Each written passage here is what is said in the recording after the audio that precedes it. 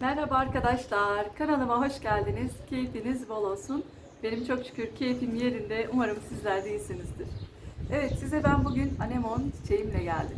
Anemon çiçeğinin hangi süreçten geçtiğini göstereceğim. 4 aylık bir süreçten geçti arkadaşlar.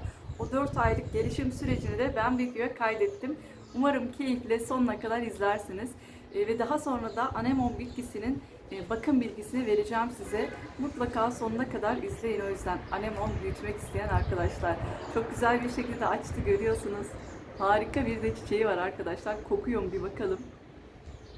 Kokmuyor ama çok güzel, görüyorsunuz değil mi? Video izlemeye devam. Arkadaşlar bunları 24 saattir suda bekletiyorum. Suda bekletildikten sonra dikiliyor anemon soğanları.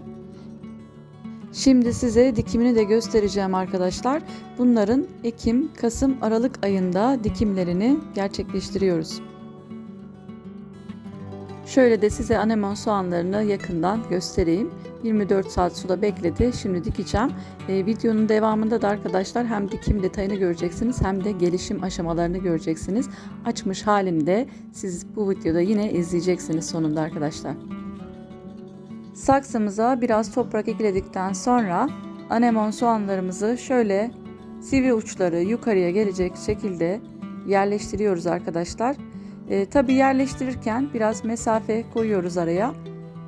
Sırayla tek tek yerleştireceğiz. Arkadaşlar sivri uç dediğim, bakın şu şekilde sivri kısım yukarıya gelecek. Çok dip dibe de dikmeyin arkadaşlar. Araya biraz mesafe koyarak dikin. Ben bu saksıda bu şekilde dikmeyi tercih ettim.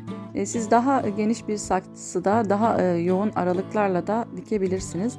Ve toprağımızı da ekleyelim. Toprak derinliğimiz de arkadaşlar 5 santimetre derinlikte olacak.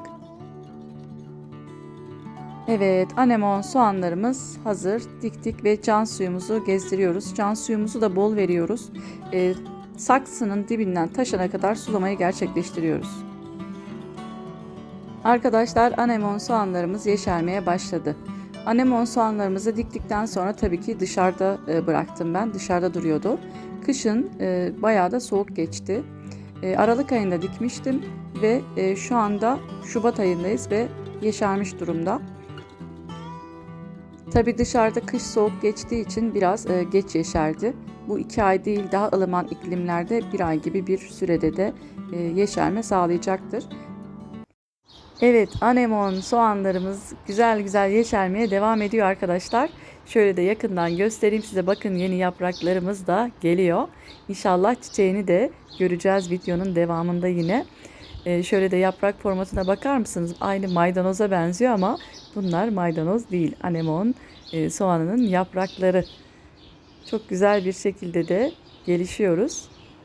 Görüyorsunuz, yavrularımız geliyor. Arkadaşlar anemon soğanlarımız 4 aylık oldular ve gelişmeye devam ediyorlar. Ama size şöyle tomurcukları göstermek istiyorum. Bakın çiçeklerimiz geliyor arkadaşlar. Çiçek açacağız inşallah. Açmış halini de videonun sonunda yine göstereceğim size. Video izlemeye devam. Arkadaşlar 2 gün içerisinde tomurcuklarımız gayet güzel bir şekilde gelişmeye başladı. Yine size onu da çekmek istedim ve tahminim 2 güne kadar da çiçekleniriz. Çiçeğini de göreceğiz. Evet arkadaşlar, beklenen an geldi. Anemon bitkimiz açtı. Tabii ki ne kadar bir süre sürdü, hem gelişimi hem de açması için 4 ay gibi bir süre geçti. Ve görüyorsunuz çok güzel bir şekilde de açmış durumda. Çok beğendim ben çiçeğini. Tabii bunun başka renkleri de var. Bendeki rengi buymuş arkadaşlar. Evet, bunun az önce zaten gelişimini tek tek izlediniz ve şimdi size bakım bilgisi vereceğim. Video izlemeye devam. Biliyorsunuz kural kural gidiyorum arkadaşlar. Birinci kural konumu.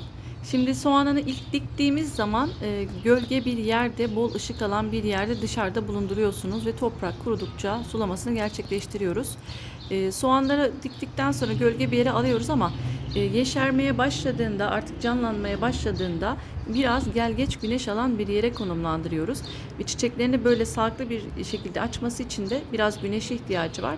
O yüzden de gel geç güneş alacağı bir yerde bulunduruyoruz. Şu anda benimki gel geç güneş alan bir yerde ve çok güzel bir şekilde çiçeklenmeye devam ediyor. Yakıcı güneşleri biliyorsunuz hiçbir çiçek sevmez. O yüzden yakıcı güneşten çiçeklerimizi uzak tutuyoruz ama biraz güneş almasını da sağlıyoruz. İkinci kural sulaması arkadaşlar. Sulaması da toprak kurudukça sulama yapıyorsunuz.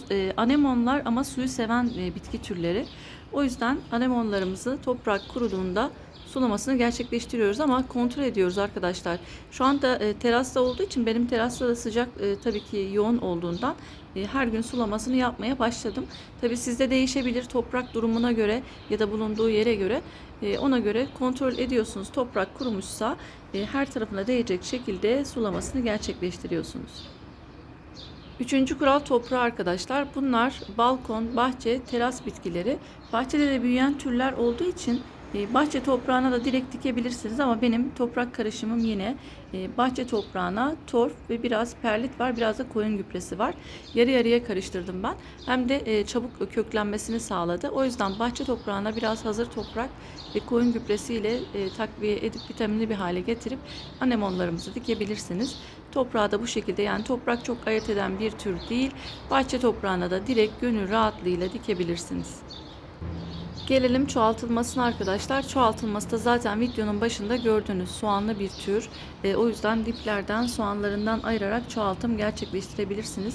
Diplerde soğanları da çoğalacaktır zaten arkadaşlar. Bir de görüyorsunuz dallardan açan bir tür değil. Dipten çiçek dalı veren bir bitki türü bu. Çoğaltılmasında dediğim gibi soğanlardan ayırarak çoğaltabilirsiniz. Arkadaşlar konumundan, sulamasından, toprağından ve çoğaltımından bahsettim. Gördüğünüz gibi çok zahmetsiz bir bitki türü bu. Balkonlarınızda, bahçelerinizde gönül rahatlığıyla büyütebilirsiniz. Balkonda, terasta saksıya dikebilirsiniz böyle. Bahçelere de direkt dikimi gerçekleştirebilen türler. Şöyle size de göstereyim mi? Teras biraz düzenlendi ama daha tabii ki devam ediyorum düzenlemeye. Büyük bir teras videosuyla da geleceğim karşınıza arkadaşlar. Açanlarımdan size yine göstereceğim. Evet, bu videoda buraya kadar olsun. Sağlıkla kalın, hoşça kalın ama videomu da beğendiyseniz abone olmayı unutmayın arkadaşlar.